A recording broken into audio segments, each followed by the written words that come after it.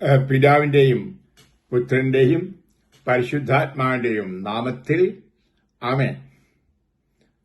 പ്രിയപ്പെട്ടവരെ, ഇന്നും പരിശുദ്ധാത്മാവ് അറിയപ്പെടാതെ കഴിയുന്ന ഒരു ദൈവമാണ്. പല ആളുകൾക്കും പരിശുദ്ധാത്മാവിനെ അറിഞ്ഞുകൂടാ.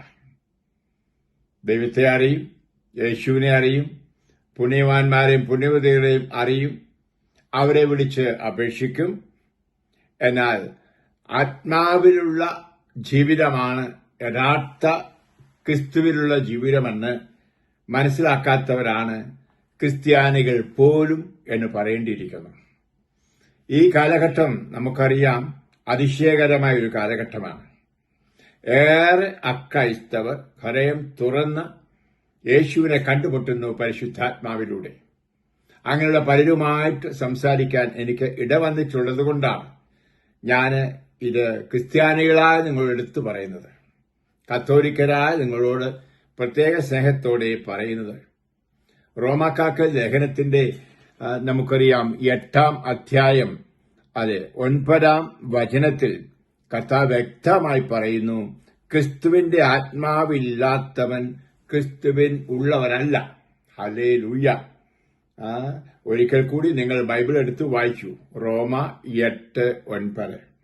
യേശു ക്രിസ്തുവിന്റെ ആത്മാവില്ലാത്തവൻ എന്ന് പറഞ്ഞാൽ പരിശുദ്ധാത്മാവില്ലാത്തവൻ, ത്രിത്വത്തിലെ മൂന്നാം ആളായ പരിശുദ്ധാത്മാവ് ഇല്ലാത്തവൻ ക്രിസ്തുവിനുള്ളവരല്ല. പ്രിയപ്പെട്ടവരെ, ഇത് വ്യക്തമായി നമ്മൾ മനസ്സിലാക്കിയിരിക്കണം.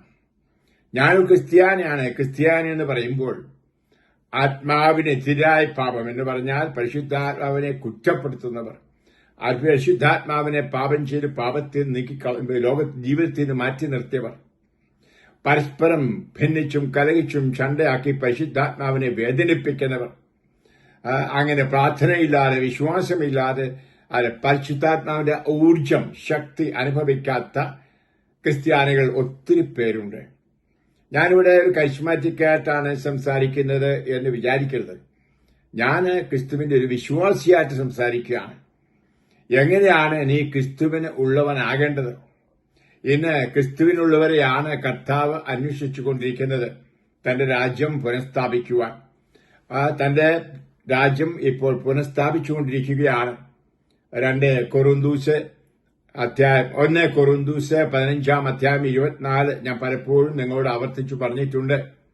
തനിക്കുള്ളവരെ മാറ്റി നിർത്തി തന്റെ രാജ്യം സ്ഥാപിച്ച് പിതാവിനെ ഏൽപ്പിക്കുന്ന സമയമാണ്.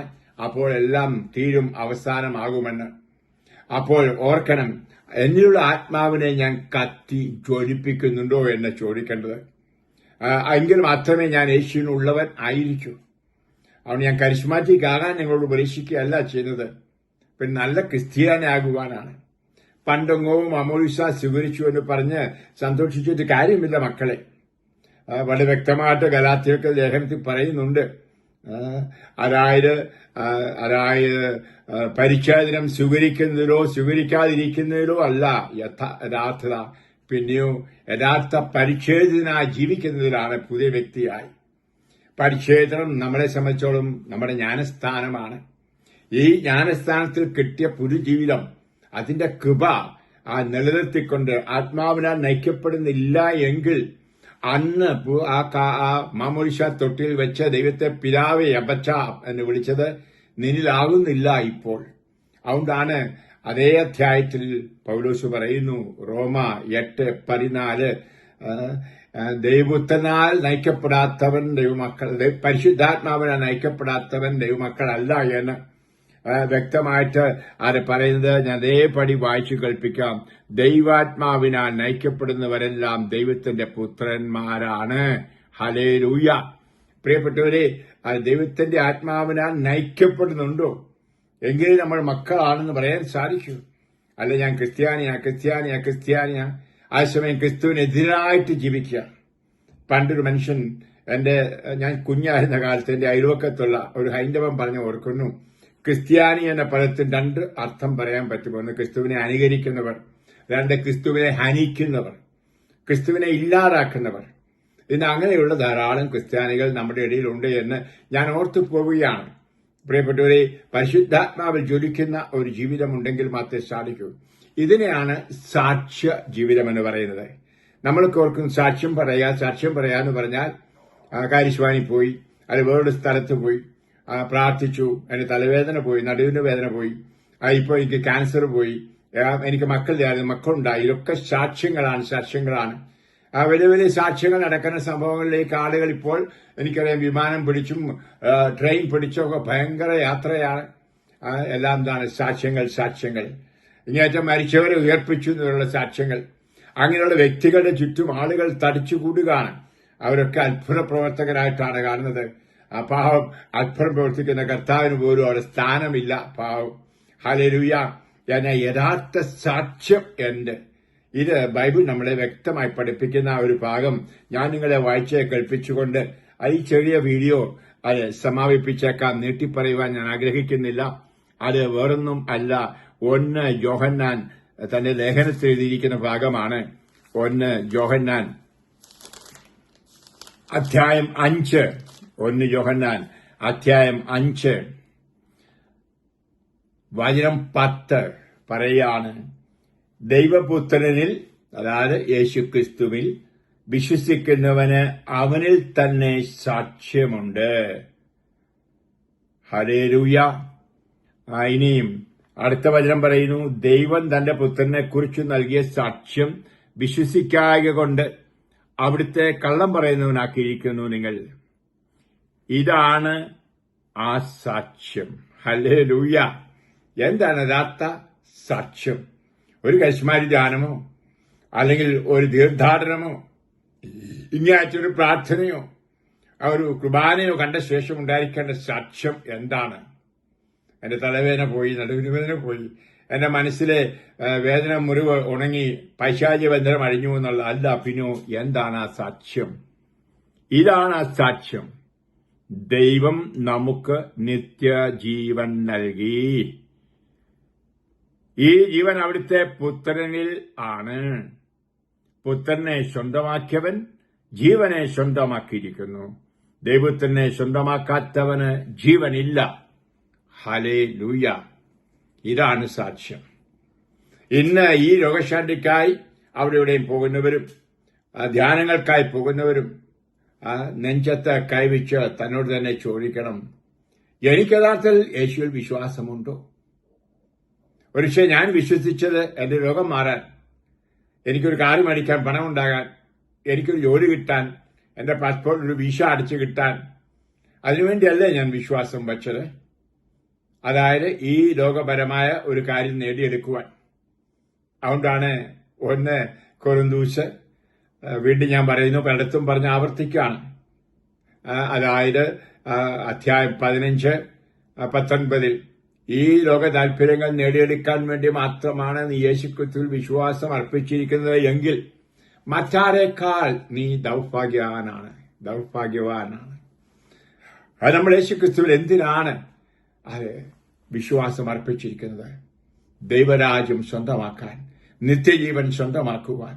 ഈ ലോകവാസം വെടിഞ്ഞിട്ട് നമുക്ക് ഒരു രാജ്യത്തേക്ക് പോകണം. അവിടുത്തെ പൗരൻ ആണ് ഞാനും നീയും എന്നോർക്കണം. അത് വളരെ വ്യക്തമായിട്ട് ഫിലിപ്പിയർ 3:20 നിങ്ങൾ ആവർത്തിച്ച് കേട്ടിട്ടുണ്ട്. നമ്മുടെ പൗരത്വം സ്വർഗത്തിലാണ്. അപ്പോൾ യേശുക്രിസ്തുവിനെ സ്വന്തമാക്കിയവന് മാത്രമേ അവിടെ പോകാൻ കഴിയൂ. ഈ സാക്ഷ്യമില്ലാതെ നമുക്ക് ഒത്തിരി രോഗശാന്തി ഉണ്ടായി, അത്ഭുതം നടന്നെന്ന് പറഞ്ഞിട്ട് കാര്യമൊന്നുമില്ല. അതുകൊണ്ട് എനിക്ക് മക്കളെന്ന നിലയിൽ അപേക്ഷിക്കാനുള്ളത്, എന്നും രാവിലെയും വൈകിട്ടും നെഞ്ചത്ത് കൈവച്ച് തന്നോട് തന്നെ ചോദിക്കണം, എനിക്കൊരു സാക്ഷ്യം ഉണ്ടോ? ഈ സാക്ഷ്യം എന്താണെന്ന് പറയുകയാണ്. അത് വിശ്വസിക്കുന്ന എല്ലാവർക്കും ആ സാക്ഷ്യമുണ്ട്. ഒരുപക്ഷെ ഇന്ന് ഈ സാക്ഷ്യം ഒരു ഹൈന്ദവനായിരിക്കാം, മുസ്ലിമിനായിരിക്കാം, ഒരു ബുദ്ധമതക്കാരനായിരിക്കാം. അവന്റെ മാനസാന്തരത്തോടെ അവൻ യേശുവിനെ കണ്ടുമുട്ടി. ആ പൗലോസിനെ പോലെ ക്രിസ്ത്യാനികൾക്കെതിരായ ഒരു വലിയ ഭീകരൻ യേശുവിനെ അവൻ കണ്ടുമുട്ടി. അന്നു മുതൽ യേശുവിനെ അവൻ വഹിക്കാൻ തുടങ്ങി. അതുകൊണ്ടാണ് അവന് മരണം വരെ പറയാൻ പറ്റി, എന്നിൽ യേശുക്രിസ്തു ജീവിക്കുന്നു, ഞാനല്ല ജീവിക്കുന്നത്. കാരണം എന്റെ ജഡവും ജഡികാഗ്രഹങ്ങളും ലൗകിക താല്പര്യമെല്ലാം അവനോടുകൂടി ഞാൻ ക്രൂശിച്ചു. ഗലാത്യർ 3:2-20 നിങ്ങൾക്കെല്ലാം കാണാപ്പാഠം അറിയാം.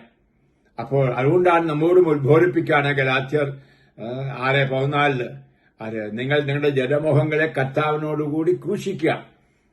ഹല്ലേലൂയ എന്ന് പറഞ്ഞാൽ യേശുവിനോട് ഐക്യപ്പെട്ട ഒരു ജീവിതം, യേശുവിനെ സ്വന്തമാക്കിയ ഒരു ജീവിതം. ഇത് കിട്ടാനായിട്ട് യേശുവിലേക്ക് നമ്മൾ പോകേണ്ടത്. നമ്മൾ അവന്റെ അടിമയായിട്ടാണ് കഴിയേണ്ടത്. അവനാണ് വഴിയും സത്യവും ജീവനും എന്ന കാര്യം ഒരിക്കലും മറക്കരുതേ.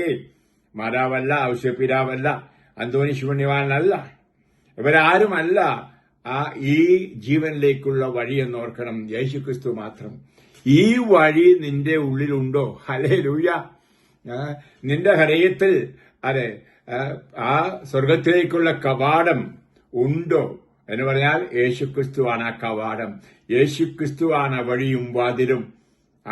അതില്ല എങ്കിൽ ഈ ശ്രമങ്ങളെല്ലാം, ഈ നോവേനകളും ഈ കൊന്തയെഴുത്തും ഈ പ്രാർത്ഥനയെല്ലാം വൃഥാവിലാണ്. ഞാൻ പച്ചക്കെ പറയും. ഈ കേന്ദ്രം ഇല്ല എങ്കിൽ യേശുക്രിസ്തു ഫിലിപ്പിനോട് പറഞ്ഞ പോലെ യേശുവെ പിതാവിനെ കാണിച്ചു തരണമെന്ന് പറഞ്ഞപ്പോൾ എന്നെ കാണുന്നവൻ പിതാവിനെ കാണുന്നു, ഞാനും എന്റെ പിതാവ് ഒന്നാണ്. യോഹന്നാന്റെ സുവിശേഷം 14:10 നമ്മൾ വായിക്കുന്നതാണ്. വഴിയും സത്യവും ജീവനും, അവന് മാത്രമേ ജീവനുള്ളൂ. അപ്പോൾ ഇത് സ്വന്തമാക്കിയ ഒരു ജീവിതം. അപ്പോൾ നമ്മൾ അവിടെ ഇവിടെയൊക്കെ പോയി അവിടെ ഇവിടെയൊക്കെ നൊവേന നടത്തുന്നു, പ്രാർത്ഥിക്കുന്നു, എല്ലാം നല്ലതാണ്. അതിന്റെ എല്ലാം ഒറ്റ ഉദ്ദേശം ഇതായിരിക്കട്ടെ, ഈ സാക്ഷ്യം ഉള്ളവരാകാൻ.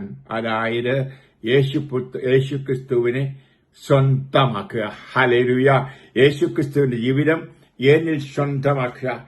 യോഹന്നാൻ മഗ്ദാന പറഞ്ഞ പോലെ, ഞാൻ ഇല്ലാതായി തീരണം, അവൻ എന്നിൽ വളരണം. അവൻ വളരണം, ഞാൻ കുറുകണം. ഹല്ലേലൂയ. അപ്പോൾ ഈ ജീവിതമാണ്. ആ ജീവിതമില്ലാതെ നിന്റെ ക്യാൻസർ മാറിയിട്ടോ, നിനക്ക് വലിയ കാറ് കിട്ടിയിട്ടോ, വലിയ വീട് കിട്ടിയിട്ടോ, വിദേശത്ത് ജോലി കിട്ടിയിട്ടോ ഒരു കാര്യമില്ല മക്കളെ. തീർന്നു. ഇതെല്ലാം ഇവിടെ ഇവിടെല്ലാം തീർന്നു പോകും. ഈ ആരോഗ്യവും പോകും. ഒടിയിൽ നമുക്കറിയാം, ശവമഞ്ചത്തിൽ പേറിക്കൊണ്ട് പോകും. നമ്മളെ പേര് വിളിക്കുന്ന പേരെല്ലാം പോയി ശവമെന്ന് വിളിക്കും. ഓർത്തോണം, മറക്കരുത്. അങ്ങനെ ഈ വീടും കൂടും എല്ലാം പോകും. അപ്പോൾ നമുക്ക് സ്വന്തമായിട്ടൊരു മുതൽ ഉണ്ടായിരിക്കണം. അത് യേശുക്രിസ്തുവാണ്. അപ്പോൾ ഈ ജീവിതത്തെ മുഴുവൻ പ്രവർത്തനം അതിനുവേണ്ടിയായിരിക്കട്ടെ. യേശുക്രിസ്തുവിനെ സ്വന്തം ആക്കുക. ഇനിയും നമുക്കറിയാം, നാം പാപത്തിൽ ആയിരിക്കുമ്പോൾ പിശാചിന്റെ അടിമത്തത്തിൽ ആണ്. കൃത്യമായിട്ട് പറഞ്ഞിട്ടുണ്ടല്ലോ. അതായത് ഈ പിശാച് ലോകത്തിലുണ്ട്. ആ പിശാച് പലതരത്തിലും നമ്മളെ അടിമപ്പെടുത്താൻ നോക്കിക്കൊണ്ടിരിക്കും. 1 യോഹന്നാൻ 3:8 പറയുന്നു, പാപം ചെയ്യുന്നവൻ പിശാചിൻ ഉള്ളവനാണ്. അപ്പൊ കഴിവരും പരിശുദ്ധാത്മാവിൽ ജീവിക്കുക പുണ്യജീവിതം. ആ പുണ്യജീവിതമാണ് നമ്മളെ പറ്റിയുള്ള കർത്താവിന്റെ ഭാവന, ഇഷ്ടം. 1 Thessalonians 4:3 this is God's will for you, your holiness. നിന്റെ വിശുദ്ധ ജീവിതമാണ് ദൈവം അഭിലഷിക്കുന്നത്, ആഗ്രഹിക്കുന്നത്. അപ്പോൾ കഴിവരും പരിശ്രമിക്കുക. അതുകൊണ്ടാണ് കർത്താവ് വന്ന് 2 വാക്കുകൾ പഠിപ്പിച്ചത്. എന്താണ്? അനുതപിക്കുക എന്ന് പറഞ്ഞാൽ എപ്പോൾ പാപത്തിലായിരിക്കുന്നോ അവയിൽ അനുതപിച്ചു മനസാന്തരപ്പെട്ട് വിശുദ്ധി കടന്നു വരിക. 2 ദൈവരാജ്യം അടുത്തുണ്ട്. ഹല്ലേലൂയ. ദൈവരാജ്യം അവനെ സ്വന്തമാക്കുക. നിത്യജീവൻ സ്വന്തമാക്കുക എന്ന് പറഞ്ഞാൽ യേശുക്രിസ്തുവിനെ സ്വന്തമാക്കുക. നാം ഓരോരുത്തരും ക്രിസ്ത്യാനികളെ മാമോദിസ സ്വീകരിച്ചത്, സ്നാനസ്നാനം സ്വീകരിച്ച അതിനുവേണ്ടിയാണ്. 6-ാം അധ്യായം 3 റോമ 6:3 യേശുക്രിസ്തുവിനോട് ഐക്യപ്പെടാൻ സ്നാനം സ്വീകരിച്ചവരാണ് നമ്മൾ. ഈ ഐക്യമാണ്. ഐക്യപ്പെട്ട് യേശു എന്നിലും ഞാൻ യേശുവിലുമായി തീരുക. ഹല്ലേലൂയ. അതാണ് പൗലോസ് വിളിച്ചു പറഞ്ഞത്, ഇനി ഞാനല്ല, ക്രിസ്തു എന്നിൽ ജീവിക്കുന്നു. നിങ്ങൾ വിശുദ്ധ കുർബാന സ്വീകരിക്കുമ്പോൾ നമ്മൾ വായിക്കുന്നുണ്ട്, യോഹന്നാൻ 6-ാം അധ്യായം 56 എന്റെ ശരീരം ഭക്ഷിക്കുകയും രക്തം പാനം ചെയ്യുന്നവൻ എന്നിലും ഞാൻ അവനിലും വസിക്കുന്നു. അപ്പോൾ വലിയ കൂട്ടായ്മ, അടുപ്പമാണ്. അപ്പൊ എവിടെ പോയാലും 24 മണിക്കൂറും 365 ദിവസവും ഇതായിരിക്കണം ചിന്തിക്കുന്നത്. എന്നിൽ എന്റെ യേശുവുണ്ട്, ഞാൻ യേശുവിൻ്റെതാണ്, യേശു എന്റെ സ്വന്തമാണ്, യേശു എന്നെ സ്വന്തമാക്കിയിരിക്കുന്നു, ഞാനും യേശുവിനെ സ്വന്തമാക്കിയിരിക്കുന്നു. ഇതിനാണ് പരിശുദ്ധാത്മാവ് സഹായിക്കുന്നത്. അനുനിമിഷം കുർബാന സ്വീകരിക്കുന്ന സമയത്ത് മാത്രമല്ല, 24 മണിക്കൂർ ഞാൻ പറഞ്ഞ പോലെ 365 ദിവസവും സാധിക്കുന്നത്. യോഹന്നാൻ എഴുതിയ സുവിശേഷത്തിന്റെ 14-ാം അധ്യായം 20 അത് വ്യക്തമായി പറയുന്നുണ്ട്. പരിശുദ്ധാത്മാവ് കടന്നു വരുമ്പോൾ ഞാൻ നിന്നിലും നിങ്ങൾ എന്നിലും ഞാൻ എന്റെ പിതാവിലുമാണ് എന്ന് നിങ്ങൾക്ക് ബോധ്യപ്പെടും. ഹല്ലേലൂയ. അപ്പൊ യേശുവിനോട് ഐക്യപ്പെട്ട ജീവിതം, യേശുവിനെ സ്വന്തമാക്കുന്ന ജീവിതമാണ് പരിശുദ്ധാത്മാവിലുള്ള ജീവിതം. ഇന്നിത് പലർക്കും അറിഞ്ഞുകൂടാ. ഇവിടെ ക്രിസ്ത്യാനികൾക്കറിഞ്ഞ ഒരു വിശുദ്ധ കുർബാന സ്വീകരിച്ചിട്ട് ആ നിമിഷം ഞാൻ യേശുവിന്റെ ആണെന്ന് പറഞ്ഞ് നടക്കും, അത്രേ ഉള്ളൂ. കാരണം ഞാൻ കാണുന്നത് പുതിയതായിട്ട് നമ്മൾ മാർഗവാസികൾ എന്ന് വിളിക്കുന്ന മറ്റു മതങ്ങളിൽ നിന്ന് യേശുവിനെ കണ്ടുമുട്ടിയിട്ട് ഇങ്ങോട്ട് വന്ന ആളുകൾ ഞാൻ കാണുന്നുണ്ട്. എത്ര തീഷ്ണതയോടെ പരിശുദ്ധാത്മാവിനെ വിളിച്ച് പ്രാർത്ഥിക്കുന്ന, പരിശുദ്ധാത്മാവ് വരണമേ. ഏത് പ്രശ്നം വന്നാലും പരിശുദ്ധാത്മാവിനെ വിളിക്കുക, പ്രാർത്ഥിക്കുക. ആത്മാവിനെ ചെറിയ പാപം ചിന്ത വരുമ്പോൾ പോലും അങ്ങനെ ആത്മാവിൽ യേശുവിനോടുകൂടി ഐക്യപ്പെട്ട് കഴിയുന്ന നൂറുകണക്കിന് ആയിരക്കണക്കിന് ആളുകളെ ഞാൻ കാണുന്നുണ്ട് എന്ന കാര്യം വ്യക്തമായി പറഞ്ഞുകൊണ്ടാണ്, ബോധ്യത്തോടുകൂടിയാണ് ഈ ചെറിയ വീഡിയോ നിങ്ങൾക്ക് തരുന്നത്. പരിശുദ്ധാത്മാവിനെ അറിയണമേ, ആത്മാവിന്റെ അടിമകളായിരിക്കണമേ. മാതാവിന്റെ അടിമയോ അന്തോണീസിന്റെ അടിമയൊന്നും അല്ല നമ്മൾ ആവേണ്ടത്. നമ്മൾ പരിശുദ്ധാത്മാവിലൂടെ യേശുവിന്റെ അടിമകളായി തീരുക, വിശുദ്ധിക്കാനുള്ള ജീവിതത്തിന്റെ അടിമകളായി തീരുക. റോമ 6-16 മുതൽ 27 മുതൽ കാണാൻ സാധിക്കും. 27 വരെയുള്ള വചനങ്ങളിൽ പറഞ്ഞിട്ടുണ്ട്, പാപത്തിന്റെ വേതനം മരണമാണ്. എന്നാൽ മോചിതരായി ആത്മാവിനാണ് ഐക്യപ്പെടുന്നത്. നമ്മൾ അവിടുത്തെ അടിമകളാണ്. നമ്മൾ ദൈവത്തിന്റെ അടിമകൾ എന്ന് പറഞ്ഞാൽ ദൈവത്തിന്റെ വിശുദ്ധിയുടെ അടിമകളായിരിക്കണം. ആ യേശുവുമായിട്ടായിരിക്കണം നമ്മുടെ എല്ലാ ഉടമ്പടിയും. ഉദാഹരണം, മൂശ ഉടമ്പടി ചെയ്തു ദൈവവുമായിട്ടാണ്. ആ തീച്ചുവാലയില് നമുക്കറിയാം, യേശുക്രിസ്തു ആ ബലി അർപ്പിച്ചപ്പോൾ പറഞ്ഞത് ആദ്യ ബലിയിൽ, ഇത് പുതിയ ഉടമ്പടിയുടെ രക്തമാകുന്നു. ഇതാണ് അനുദിനം നമ്മുടെ ദിവ്യ അൽത്താരയിൽ വൈദികരും പറയുന്നത്, പുതിയ ഉടമ്പടിയുടെ രക്തം. അപ്പോൾ രക്തത്താൽ യേശുവുമായി ഒരു ഉടമ്പടി നടത്തി നമുക്ക് ഒരു ബന്ധമുണ്ട്, ഉടമ്പടി ബന്ധം യേശുവുമായിട്ട്. അത് യേശുവുമായി മാത്രമേ ഉടമ്പടി നടത്താൻ പാടുള്ളൂ. യേശുവിന്റെ രക്തത്തിലൂടെ അഭേദ്യമായ ഒരു ജീവിതം, യേശുവിന്റെ രക്തം നമ്മളുടെ ഒഴുകുന്ന ഒരു ജീവിതം. നമ്മൾ യേശുവിന്റെ രക്തബന്ധുക്കളാണ്, മറക്കരുത്. രക്തസുഹൃത്തുക്കൾ, രക്തസഹോദരി സഹോദരങ്ങൾ ആണ്, മറക്കരുത്. ദൈവജനമാകുന്ന കുടുംബത്തിലെ അംഗങ്ങളാണ് നമ്മൾ, അത് മറക്കരുത്. അങ്ങനെ നമ്മളെ സഹായിക്കുന്നത് പരിശുദ്ധാത്മാവാണ്. പരിശുദ്ധാത്മാവ് നിങ്ങൾ കടന്നു വരുമ്പോൾ നിങ്ങളിൽ ഞാനും നിങ്ങൾ എന്നിലുമാണ് എന്ന് നിങ്ങൾക്ക് ബോധ്യമാകും, അറിവുണ്ടാകും, അനുഭവം ഉണ്ടാകും. ഈ അനുഭവത്തിൽ മുന്നോട്ട് പോകാം. നമുക്ക് പരിശുദ്ധാത്മാവിൽ അജ്ഞരായിരിക്കരുത് എന്നാണ് എനിക്ക് പറയുവാനുള്ളത്. കർത്താവ് നിങ്ങളെ ആശീർവദിക്കട്ടെ, അനുഗ്രഹിക്കട്ടെ. നമുക്ക് കണ്ണുകൾ ശാന്തമായി അടയ്ക്കാം. കണ്ണുകളുടെ കർത്താവേ, ഞാൻ ഒരു വീഡിയോ ചെറുതായിട്ട് കൊടുത്തത് ആത്മാവിനെ അറിയാത്ത ജനം എന്നതാണ്. ഇന്നേറെ പേർ പരിശുദ്ധാത്മാവിനെ അറിയാതെ കഴിയുന്നു എന്ന് പറഞ്ഞാൽ പരിശുദ്ധാത്മാവിന് ഒരു ബന്ധമില്ലാതെ കഴിയുന്നു. തൽഫലമായി യേശുവിൽ അകന്നു ജീവിക്കുന്നു, യേശുവിനെ സ്വന്തമല്ലാതെ ജീവിക്കുന്നു. യേശുവിനെ സ്വന്തമാക്കിയുള്ള നല്ലൊരു ക്രിസ്തീയ ജീവിതം ജീവിക്കുവാൻ കർത്താവ് എന്നെ കേൾക്കുന്ന എല്ലാവർക്കും അനുഗ്രഹം കൊടുക്കണമേ. ജ്ഞാനം സ്വീകരിച്ചവരാരും അല്ലെങ്കിലും കർത്താവെ, പരിശുദ്ധാത്മാവിലൂടെ അങ്ങയെ കണ്ടുമുട്ടി അങ്ങയെപ്പോലെ ആയി ഇനി ഞാനെല്ലാ ക്രിസ്തുവിനിൽ ജീവിക്കുന്ന മനോഭാവത്തോടെ എല്ലാ കാര്യങ്ങളും ചിന്തിക്കുവാനും പറയുവാനും പ്രവർത്തിക്കുവാനുള്ള അനുഗ്രഹങ്ങൾ ഈ മക്കൾക്ക് കൊടുക്കണമെന്ന് പ്രാർത്ഥിക്കുന്നു. അങ്ങനെയുള്ളവരെ കൂട്ടിച്ചേർത്താണല്ലോ അങ്ങ് ഇപ്പോൾ രാജ്യം പണിതുകൊണ്ടിരിക്കുന്നത്. യേശുവെ, വഴിയും സത്യവുമാകുന്ന ജീവനുമാകുന്ന അങ്ങിലൂടെ ഇവർ നടക്കട്ടെ, പ്രവേശിക്കട്ടെ. ഇവരെന്നും അങ്ങയുടേതായിരിക്കട്ടെ, അങ്ങ് ഇവരുടേതുമായിരിക്കട്ടെ. യേശുവെ നന്ദി, യേശുവെ സ്തോത്രം. നിങ്ങൾ ഓരോരുത്തരെയും നിങ്ങൾക്കായി വന്ന് ഹൃദയം പിളർന്ന് അവിടേക്ക് നിങ്ങളെ ക്ഷണിച്ച് രക്തത്താൽ കഴുകി ആത്മാവിനാൽ നിറയ്ക്കുന്ന യേശുവിൽ അർപ്പിക്കുന്നു. ആ മുറിവുകളിൽ അർപ്പിക്കുന്നു. ഞാൻ കഴുകുന്നു, ശുദ്ധീകരിക്കുന്നു, സുഖപ്പെടുത്തുന്നു. നിങ്ങളെ യേശുവിൻ്റെതാക്കി മാറ്റുന്നു, യേശുവിനെ മാത്രമാക്കി മാറ്റുന്നു. പിതാവിന്റെയും പുത്രന്റെയും പരിശുദ്ധാത്മാവിന്റെയും നാമത്തിൽ ആമേൻ. Praise the Lord. ഹല്ലേലൂയ.